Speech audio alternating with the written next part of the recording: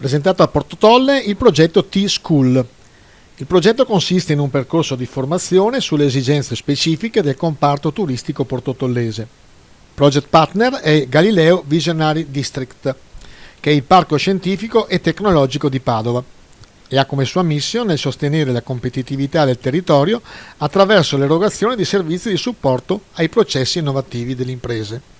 Presente il sindaco di Porto Tolle Roberto Pizzoli e l'assessore al turismo Raffaele Crepaldi, con la consulta del turismo, che vede assieme più di 100 operatori del comune portotollese. Ascoltiamo un po' di interventi e poi un'intervista al presidente di questa consulta, Sebastiano Bruschi. Uno dei temi, dicevo, che voleva affrontare sistematicamente a livello forte proprio l'amministrazione comunale nel campo del turismo era appunto la formazione degli operatori, perché crediamo che sia importante, considerato il fatto che il nostro comune, la nostra area, la nostra destinazione, che è quella detta del Po, sta avendo un successo in termini di accoglienza turistica, ma anche di valorizzazione proprio delle nostre aree ambientali e naturali di assoluto pregio, sia come parco del Delta che come riconoscimento di riserva della biosfera, ha avuto in questi tempi. Ne siamo tutti consci, però c'è quasi la sensazione di navigare a vista in determinati casi, soprattutto nel turismo, che si delinea proprio come essere una scienza.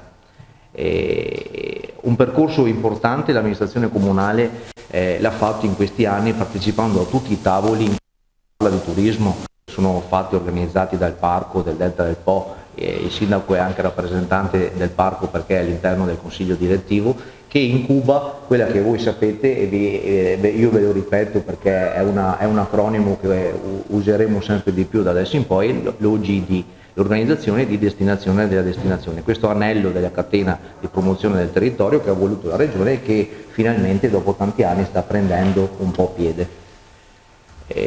La consulta del turismo si aggiunge alla catena come un ulteriore anello di rappresentanza e anche di appunto proposizione dei temi, dei suggerimenti e anche dei problemi che voi operatori che rappresentate tutte le categorie economiche e turistiche del comune di Porto Tolle, e il dato sembra un semplice elenco, ma l'avete visto proprio nelle fasi costitutive della consulta del turismo, siete più di 100, è un dato che è molto positivo e dà la forza anche all'amministrazione in termini di rappresentanza di portare proprio ai tavoli più sovraordinati rispetto a quelli comunali le istanze di promozione del territorio. Essere consapevoli che il mondo sta cambiando e che noi come attori del sistema economico dobbiamo essere veloci, rapidi e guardare sempre un pochino più avanti per riuscire non solo a tamponare una situazione, a non rimanerne vittima, ma magari al contrario, anche, insomma, in grandi momenti di cambiamento ci sono anche grandissime opportunità economiche. Quindi grandi momenti di cambiamento possono anche cambiare un asse turistico da una zona a un'altra, possono aumentare il turismo di prossimità, possono rendere appetibili certe aree in stagioni dell'anno, quindi tutto il tema della destagionalizzazione, no? In cui normalmente non lo erano, possono far pensare a nuovi modelli di business.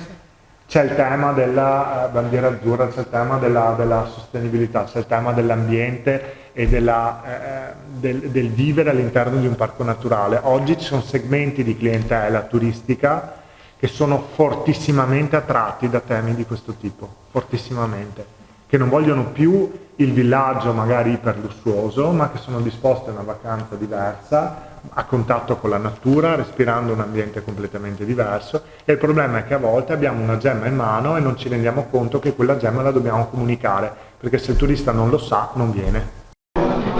Preso al volo in questa conferenza stampa, Bruschi Sebastiano, e chiediamo al presidente della consulta del turismo qua a Porto Tolle una cosa veloce. Il direttore di Galileo ha detto una volta individuato il problema si riesce a risolverlo più facilmente.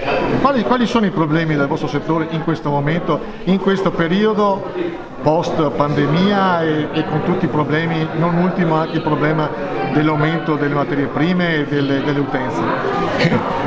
Salve a tutti, hai già anticipato te che i problemi appunto sono tanti, perché proprio ho visto la bolletta questa mattina e quindi sto sperando in una Pasqua aperta e diciamo che ci siano tante persone che vengono a visitare il nostro territorio. Diciamo che il problema principale è creare destinazione, una destinazione che sia unita e non solo diciamo da un punto di vista delle persone locali che c'è già questa unione, ma cercare di creare un'unione di destinazione che prenda tutto l'asse del fiume e che in questa destinazione riusciamo tutti insieme a creare diciamo una destinazione turistica omogenea sia da un punto di vista grafico, quindi secondo me è molto importante valorizzare diciamo la grafica di comunicazione, e anche diciamo nell'identità di marketing territoriale. Secondo me queste sono cose importantissime che il nostro comune in collaborazione con gli altri comuni della destinazione turistica stanno attuando, e spero che presto i risultati arrivino. Ecco, uno dei problemi endemici del nostro territorio è la difficoltà di fare squadra. È un problema generazionale, visto che la vostra consulta mediamente, almeno da quello che ho visto, siete tutti under 40 o perlomeno sui 40 anni, quindi molto giovani. Quindi era un problema generazionale la difficoltà di fare squadra, o ce l'avete anche voi? Punto di domanda.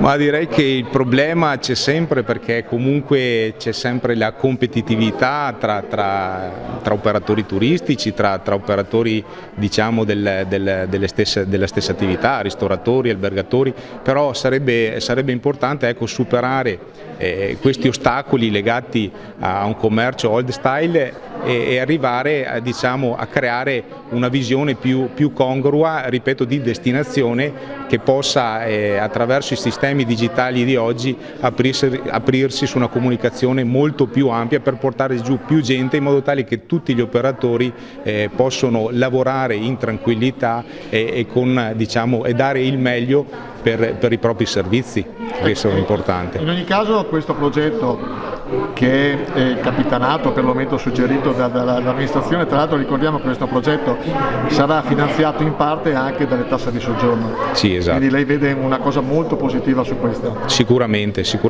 è positivo investire, è positivo diciamo dal punto di vista dei comuni, è importante dal punto di vista delle amministrazioni comunali creare squadra con gli operatori per cercare di avere un filone di dialogo unico sempre, ripeto, di destinazione, perché è importantissimo. La ringrazio, gentilissimo. Niente, grazie a voi, saluti.